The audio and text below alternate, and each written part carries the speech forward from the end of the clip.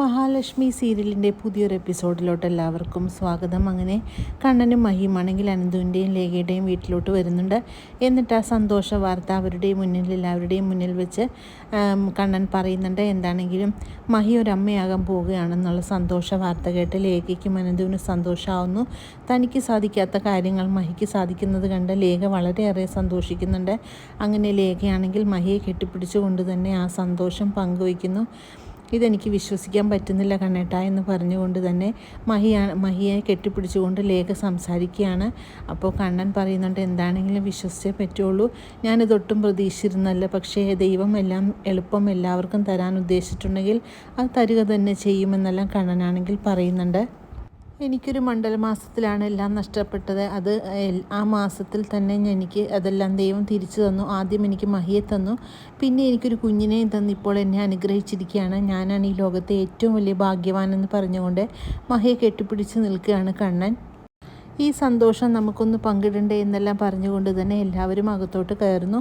അങ്ങനെ പാൽപ്പായസമെല്ലാം എടുത്തുകൊണ്ട് വരാനായിട്ട് അനന്തുവാണെങ്കിൽ ലേഖയോടായിട്ട് പറയുന്നുണ്ട്. അങ്ങനെ കണ്ണനെ അഭിനന്ദിക്കുകയാണ്. അനന്തു, നിങ്ങളുടെ വെഡ്ഡിങ് ആനിവേഴ്സറി വരികയല്ലേ, അതുകൊണ്ട് ആ സമയം നമുക്ക് നല്ല അടിച്ചു പൊളിച്ച് ഈ ആഘോഷം നന്നായിട്ട് തന്നെ നടത്തണമെന്നെല്ലാം അനന്തുവാണെങ്കിൽ കണ്ണനോടായിട്ട് പറയുന്നു.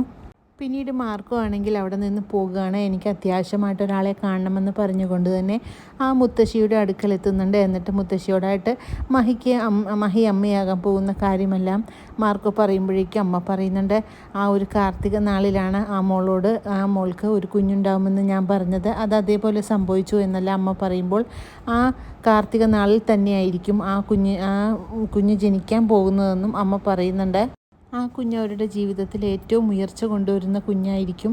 ആ കുഞ്ഞിൻ്റെ ജനനത്തിന് ശേഷം അവരുടെ ജീവിതം തന്നെ മാറി മറിയുമെന്നല്ല അമ്മയാണെങ്കിൽ മാർക്കോനോട് പറയുന്നുണ്ട്. അപ്പോൾ മാർക്കോ ചോദിക്കുന്നുണ്ട് അമ്മയോട്, മഹാലക്ഷ്മിക്ക് സുഖപ്രസവം നടക്കില്ലേ അമ്മയെന്നൊക്കെ ചോദിക്കുമ്പോഴേക്കും അമ്മ പറയുന്നുണ്ട്, മഹാലക്ഷ്മിക്ക് സുഖപ്രസവമൊക്കെ നടക്കും, പക്ഷേ അത് കുറച്ച് പാടായിരിക്കും എന്നെല്ലാം പറയുന്നുണ്ട്. എന്താണെങ്കിലും മോൻ അവരുടെ പിറകെ തന്നെ എപ്പോഴും ഉണ്ടായിരിക്കണം. അവരുടെ ശത്രുക്കളെല്ലാം അവർക്ക് പിറകെ എപ്പോഴും ഉണ്ടാവും. അതുകൊണ്ട് നിങ്ങളെല്ലാവരും അവൻ്റെ പിറകെ തന്നെ ഉണ്ടായിരിക്കണമെന്ന് അമ്മ പറയുന്നു. പിന്നീട് ലേഖയാണെങ്കിൽ എല്ലാവരോടായിട്ട് പറയുന്നുണ്ട്, എന്താണെങ്കിലും മഹി അമ്മയായിട്ടുള്ള കാര്യം കണ്ണേട്ടൻ്റെ വീട്ടിലുള്ളവരെല്ലാം അറിഞ്ഞിട്ടുണ്ടെങ്കിൽ കണ്ണേട്ടൻ്റെ വീട്ടിലുള്ളവർക്കെല്ലാം മരിക്കുന്നതിന് തുല്യമായിരിക്കും. അതുകൊണ്ട് ഇതറിയാതിരിക്കുന്നതാണ് കണ്ണേട്ടൻ നല്ലത്.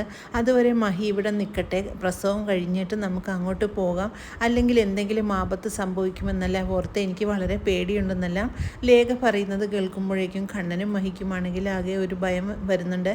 ശരിയാണ് ലേഖ പറഞ്ഞത്, കാരണം മഞ്ജുവിൻ്റെ കുഞ്ഞിനെ കൊല്ലാനായിട്ട് അവളുടെ സ്വന്തം അമ്മ തന്നെ ശ്രമിച്ച സ്ഥിതിക്ക് മഹിയെ എനിക്ക് ഒരു ധൈര്യത്തിലും അങ്ങോട്ട് കൊണ്ടുപോകാൻ പറ്റില്ല എന്നൊക്കെ കണ്ണൻ പറയുമ്പോഴേക്കും മഹി പറയുന്നുണ്ട്, കണ്ണേട്ടനില്ലാതെ ഞാൻ എങ്ങനെയാണ് ഇത്രയും നാളിവിടെ നിൽക്കുന്നത്, അതുകൊണ്ട് എനിക്ക് ആകെ സങ്കടമാണ് കണ്ണേട്ട എന്നെല്ലാം പറയുമ്പോഴേക്കും കണ്ണൻ പറയുന്നുണ്ട്, അതൊന്നും സാരമില്ല, എൻ്റെ കാര്യം പുറത്ത് താൻ ഒന്നും വിചാരിക്കേണ്ട, ഞാൻ എങ്ങനെയെങ്കിലും കഴിഞ്ഞോളാം, അതുപോലെ കൂടെ ഞാൻ ഇവിടെ വരികയും ചെയ്യുമല്ലോ, പിന്നെന്താണ് പ്രശ്നമെന്നെല്ലാം പറഞ്ഞുകൊണ്ട് കണ്ണൻ മഹിയെ സമാധാനിപ്പിക്കുന്നു.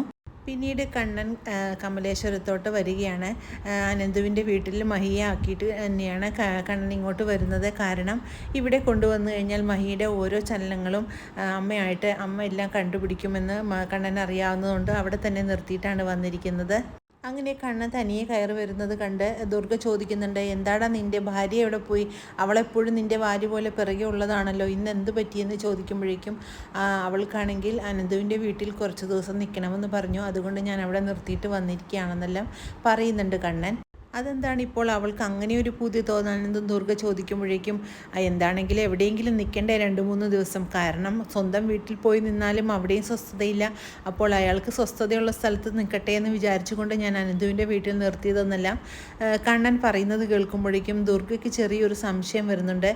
ഇതിലെന്തോ ഒരു കാരണമുണ്ടല്ലോ, അല്ലെങ്കിൽ കണ്ണനാണെങ്കിൽ അവിടെ വിട്ടിട്ട് വരികയില്ല ഒരിക്കലും, ഇവർ കല്യാണത്തിന് ശേഷം ഇതുവരെയും പിരിഞ്ഞു നിന്നിട്ടില്ലല്ലോ, പിന്നെ ഇപ്പോൾ എന്ത് പറ്റി പെട്ടെന്നൊരു പൂതി വരാനെന്നെല്ലാം ഓർത്ത് ദുർഗയ്ക്കാണെങ്കിൽ വളരെ ദേഷ്യം വരുന്നുണ്ട്. പിന്നീട് മഹാലക്ഷ്മി ആണെങ്കിൽ ആ ദിവ്യയായ അമ്മയെ കാണാനായിട്ട് അമ്പലത്തിൽ ചെല്ലുന്നുണ്ട്. അങ്ങനെ അവിടെ വെച്ച് തന്നെ അമ്മയെ കാണുമ്പോഴേക്കും അമ്മയോടായിട്ട് കാര്യങ്ങളെല്ലാം പറയുന്നുണ്ട്. അമ്മ പറഞ്ഞതുപോലെ തന്നെ എനിക്ക് ഒരു കുഞ്ഞുണ്ടാകാനായിട്ട് പോവുകയാണ്, അത് കാർത്തിക നാളിൽ തന്നെ ഞാൻ അറിയുകയും ചെയ്തു അമ്മയെന്നൊക്കെ പറയുമ്പോഴേക്കും അമ്മയ്ക്കാണെങ്കിൽ വളരെ സന്തോഷമാവുന്നു മോളുടെ കുഞ്ഞ് നിങ്ങളുടെ ജീവിതത്തിൽ സന്തോഷവും സമാധാനം കൊണ്ടുവരുന്ന ഒരു കുഞ്ഞായിരിക്കുമെന്നെല്ലാം പറയുമ്പോഴേക്കും അമ്മ പറയുന്നുണ്ട്, എന്താണെങ്കിലും ആ കുഞ്ഞിൻ്റെ ജനനം കുറച്ച് ബുദ്ധിമുട്ടിലായിരിക്കുമെന്നെല്ലാം പറയുമ്പോഴേക്കും മഹിക്കാണെങ്കിൽ വളരെ ഒരു ഭയം തോന്നുന്നു.